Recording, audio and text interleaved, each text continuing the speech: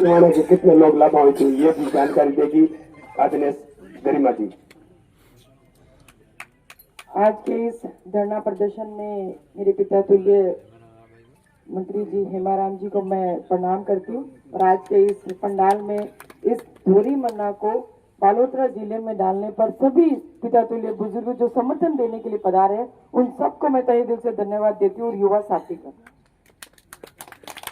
पहले तो आप लोगों को मैं ये भी कहना चाहूंगी कि आप लोगों की तो पीड़ा है ही है, हम लोग तो चलो बिल्कुल पास में ही बैठे, पर इस धरना का जो आप लोगों ने जिम्मा उठाया और इस धरने पर जब आप लोग बैठे तो कहीं ना कहीं हमने भी जब ये वीडियो में देखा, ये नोटिफिकेशन जारी हुआ तो मुझे भी बहुत दुविधा हुई, बहुत दुख हुआ कि हम लोगों के पास तो चलो ठीक है, आज के साथ बड़ी बड़ी बातें कर रहे हैं, उनके पास तो बड़ी बड़ी फॉर्चुनर होंगी, बड़ी बड़ी गाड़ियां होंगी, बड़े बड़े गाड़ी घोड़े सब होंगे।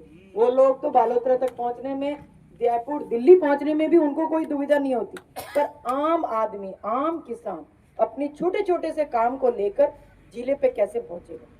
अगर हमारे कांग्रेस गवर्नमेंट में जिस तरीके से सरकार ने जिले बनाए थे, बालोतरा को बाड़मेर से किस तरीके से अलग किया, क्यों किया, क्या क्या सुविधाएं थी, उन सुविधाओं को देखते हुए किया और किस लोगों को क्या दुविधाएं हो रही थी, वो सब कुछ हमारे जो मंत्री जी हैं, हमारे जो भी लीडर हैं, उन सब ने उन सब चीजों को देखा, तब जाके उसको कागजी कार्रवाई में उतारा। आप लोग भी जान रहे होंगे 2 साल हो गए सरकार को, सारे के सारे काम ऐसे ही बातें ही हैं, कोई काम धरातल पर उतरना नहीं है।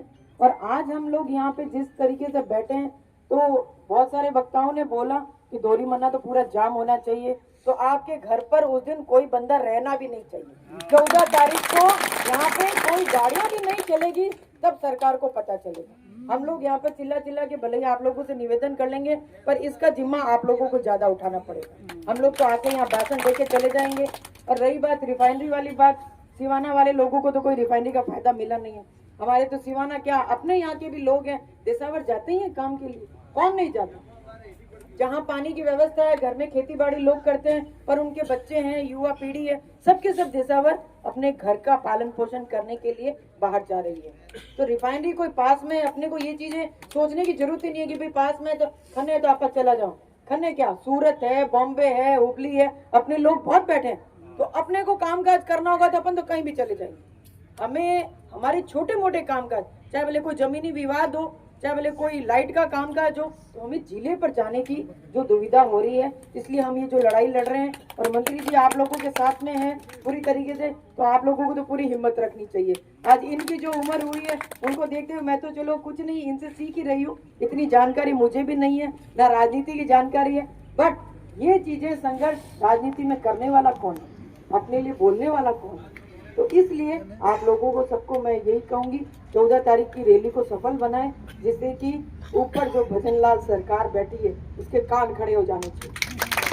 जब तक उसके कान को खड़े नहीं करोगे तो वो कुछ भी नहीं कर पाएंगे। एक योजना अभी आपको जैसा कि मालूम है, कांग्रेस गवर्नमेंट ने चलाई थी मनरेगा योजना, उसकी बात इसलिए आप लोगों के बीच में कर रही हूँ क्योंकि जिस गरीब किसान के घर में उस रोजगार से, मनरेगा से चूल्हा जलता था, छोटी मोटी जो भी उसके घर में परेशानी होती थी, उसके वहां से जो पैसा आता था उससे उसका रोजगार चल रहा था, पर वो योजना भी ये सरकार बंद करती जा रही है। और बंद कर दी है, करती क्या जा रही है, उसने उसको पूरे कानून को ही खत्म कर दिया। तो जो गारंटी रोजगार है वो खत्म कर दिया, तो अपन लोगों को रोजगार कहाँ से मिलेगा। हम लोग जो ग्रेवल सड़कें हैं, छोटे छोटे नाडियां हैं, छोटे छोटे तालाब हैं, नरेगा के माध्यम से गाँवों में कराते थे, तो उन सब चीजों को जो खत्म किया जा रहा है, तो ये सरकार किसी तरीके से कोई काम नहीं करने वाली।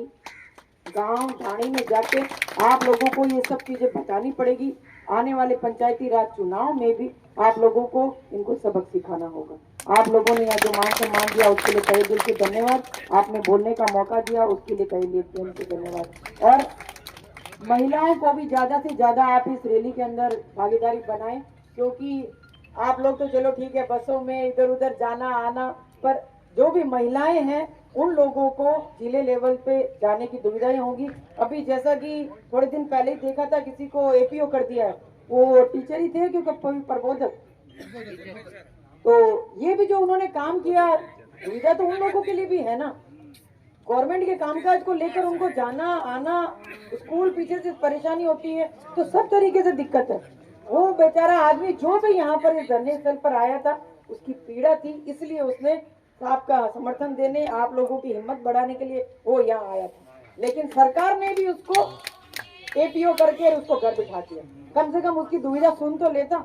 बाकी लोग तो चलो ठीक है, आज प्रशासन को देखा जा रहा है तो प्रशासन तो क्या है, उनके कई अनुसार चल रही है, वो कई जैसे जैसे कलम चलाई। पर प्रशासन को भी ऐसे भी अधिकारी नहीं होने चाहिए कि वो सरकार के पूरे कठपुतली बन के चले। कम से कम उनको ये पता चलना चाहिए कि वो जिस कुर्सी पर बैठे हैं, जनता के काम करने के लिए बैठे हैं, सरकारी योजनाओं का फायदा देने के लिए बैठे हैं। अगर कहीं जनता को तकलीफ होती है तो उसका जानकारी सरकार को देनी चाहिए। ये जो भी कारनामा किया है, रातों रात जो डिसीजन लिया, उसके लिए हम पूरा विरोध प्रदर्शन करेंगे। 14 तारीख को ज्यादा से ज्यादा महिलाओं को, बच्चों को, युवा साथियों को और पिता तुल्य बुजुर्गों को सबको निवेदन करती हूँ कि आप इस रैली को सफल बनाइए और हम लोग सब आपके सहयोग में, समर्थन में यहाँ पे हैं। मैं हेमाराम जी को धन्यवाद देती हूँ कि रात रात यहाँ बैठे हैं आप लोगों के लिए। आप लोग सब इनकी हिम्मत बन के आगे बढ़िए, अपन इस कार्य में जरूर सफल होंगे। धन्यवाद।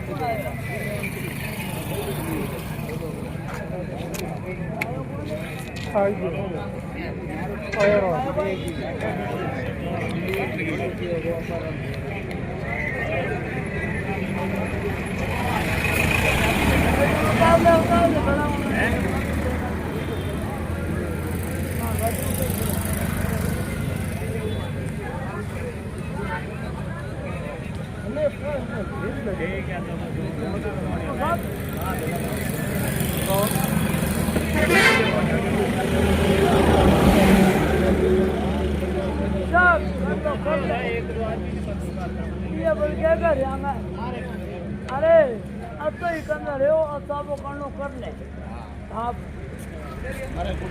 थोड़ी नहीं मारे पड़े जमीन में आका चादर ना हकड़ा हक देखो पड़े